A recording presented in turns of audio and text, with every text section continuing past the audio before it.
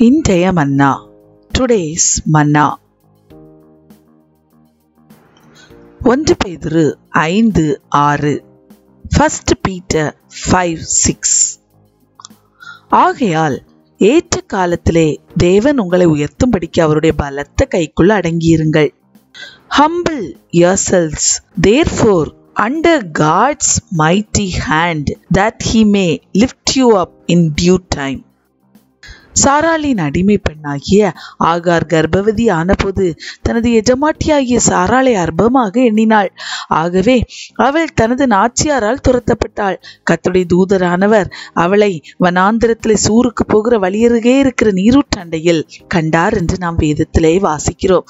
கர்த்தருடைய தூதனானவர் அவளை நோக்கி, நீ உன் நாச்சியார் அண்டைக்கு திரும்பி போய் அவள் கையின் கீழ் அடங்கியிரு.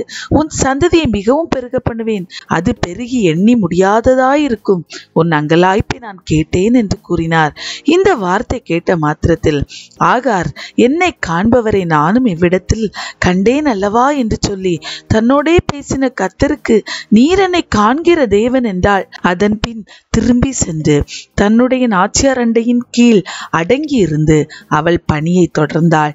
தேவனுடைய வார்த்தைக்கு கீழ்ப்படிந்து அடங்கி இருக்க ஒப்பு கொடுத்த ஆகாரை தேவன் கைவிடவே இல்லை. மறுபடியும் ஏறக்குறைய 14 வருடங்கள் கழித்து தன்னுடைய எஜமானுடைய வீட்டிலிருந்து துரத்தப்படுகிற சூழ்நிலைமை அவளுக்கு வந்தபோது கர்த்தர் அவளை காண்கிறவராயிருந்து அவள் கண்ணீரை கண்டார். அவளுடைய தேவைகளில் அவளுக்கு உதவி செய்தார். அவள் சந்ததியை ஆசீர்வதித்தார். இன்றும் ஆகாரை போன்று ஆண்டவருடைய வார்த்தைக்கு கீழ்ப்படிந்து அவருக்கு அடங்கியிருக்க நீ உன்னை ஒப்பு கொடுப்பாயே, ஆனால் உன்னையும் கர்த்தர் காண்கிறவராயிருந்து ஏற்ற காலத்தில் உயர்த்துவார். அவர் பலத்த கைக்குள் அடங்கியிருக்க பழகு. உன்னை காண்கிறவர் ஏற்ற காலத்தில் உன்னை உயர்த்துவார்.